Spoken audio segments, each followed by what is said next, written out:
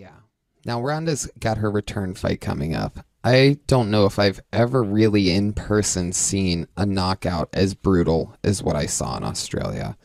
I know this is a cheesy fanboy question, but bring it. Any predictions coming out on this one? I mean, are you leaning towards... I mean, because they're both, knockout specialists, first round fireworks, right? I would say Ronda's a knockout specialist. I think her striking and her camp's striking was exposed. You look at Travis Brown, granted he beat me, I know. You guys are like, well, he beat you, but it doesn't matter. Look at his previous, his fights past me now. You look at Ronda's striking.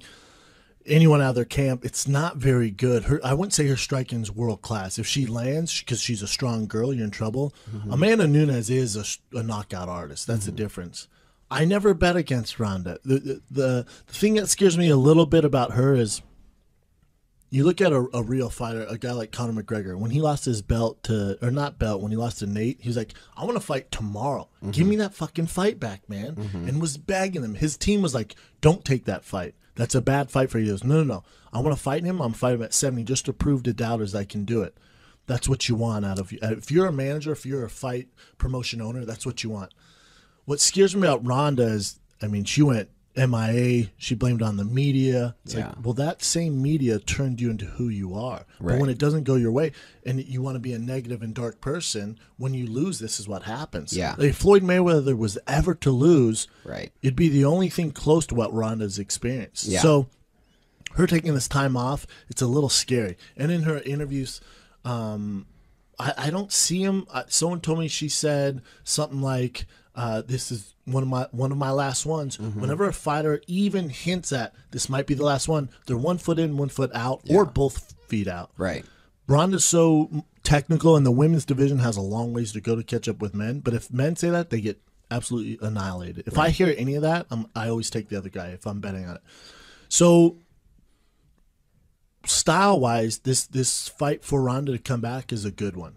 Amanda Nunes comes forward, which Ronda loves, and should toss her and submit her. Mm-hmm. So my money's still on Ronda. Mm-hmm. That's banking that her mental state is good, right? Which I don't have any insiders on this, but from what I hear, and obviously with the time off, that's up for debate, right? Which is scary, right? Which makes total sense because the way she got kicked. I mean, I think we all knew. I think the people all near that octagon that night knew. It wasn't a 3 to 6 month return, and it was a real whack, and the whole fight was a real psychological whack. I mean, for a girl of her magnitude to lose like that's the worst case possible. But at the same time too, and if that happens to Kane, if that happens to Conor, these guys are chomping at the bit to get in there. Yeah. So when I don't see that, I'm like, What's crazy about that is the kick wasn't even. It wasn't even though it was the most painful and obviously the end, it wasn't even it was the third craziest thing that happened in that storyline of that event. That storyline is the first time, I don't mean to cut you off. Yeah. The storyline was, it was the first time we saw Ronda outclassed. Yeah. She got taken down. Yep. She couldn't land anything. Her striking in that fight looked very rudimentary, very amateur, because Holly's amazing professional striker. Yep. So her striking really is the first time Ronda's fought a good striker like that of Holly's level. And you're just like, oh my God. Because we made Ronda this mythical creature. Right. And then when you see something like oh my God. Well, when she loaded up for her judo toss and Holly dropped her hips and popped her up. Different animal. That was a moment of, I mean, I just got the chills just saying it.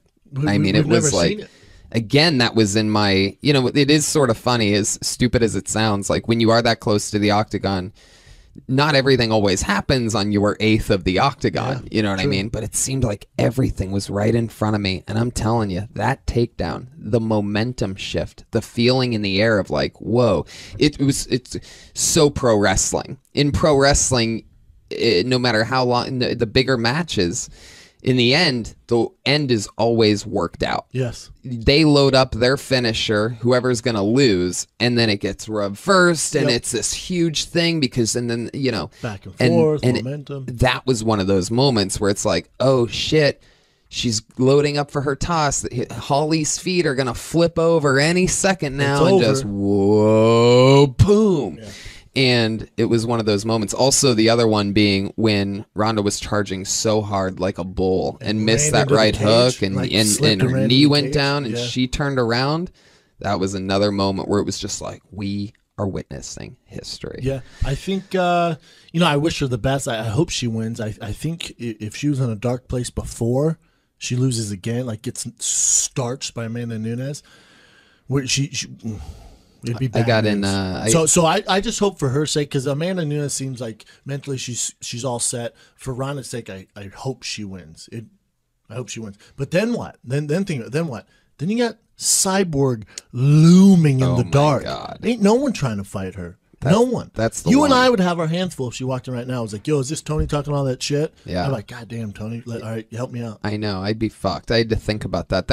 On the plane ride home from the Rousey home fight, me, Dana, and Joe did a podcast. And yeah, I heard. I ended up making a Cyborg joke, and I've had to think about that since then, is the fear of like, oh, I guess I would just get beat up. I mean, I guess I would just take it. Hopefully it wouldn't kill me. Hopefully there wouldn't be too much brain damage, and I would just get beat up. I mean, what am I going to do? Phone out and be like, "World Star," and you just getting your ass whooped. It'd be so sick. You're doing it to yourself, World Star, before you get your ass whooped. I love that. That's actually how I'll do that. Thank you. That's some good showbiz advice. I'm going to spin it into my big break while my nose breaks. She's a beast, man. Did you watch that video of her cutting weight? Yeah, man, and I feel bad for her. And this is why the Fighters Union. We can get into that. I could give you some breaking news. Yeah, that'd be great. But that's why I feel bad for Cyborg. I was never anti-Cyborg, but I always say you can't have her as your champ because not too many kids can relate to her. Blah blah blah. But to me, right now, there's not a better female fighter on the planet walking this earth. There's just not. Right.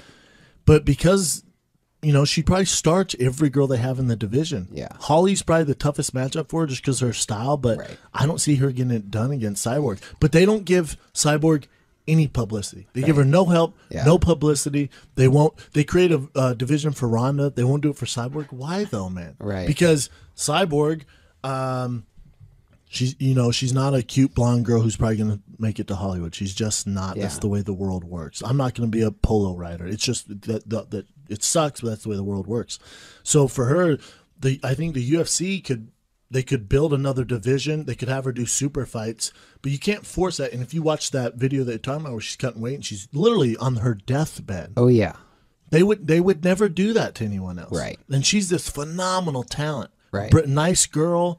Knockout artist. You look at her resume, she's amazing, man. But to make her go through that's insane. It really is. And it's one of those things where it makes me wonder, like, maybe she just took too many steroids, you think? Like, to where they don't want to make an example out of that. Like, you can't just go get ripped and huged in another country and then come over and be like, hello. But I get that, but where do you stop that at? Then with Alistair Overeem? Do you kick Alistair Overeem out? He used to fight at 205 pounds. Yeah. You know what I'm saying? Yeah. What do you do? It's so crazy. But I do. She's clean now?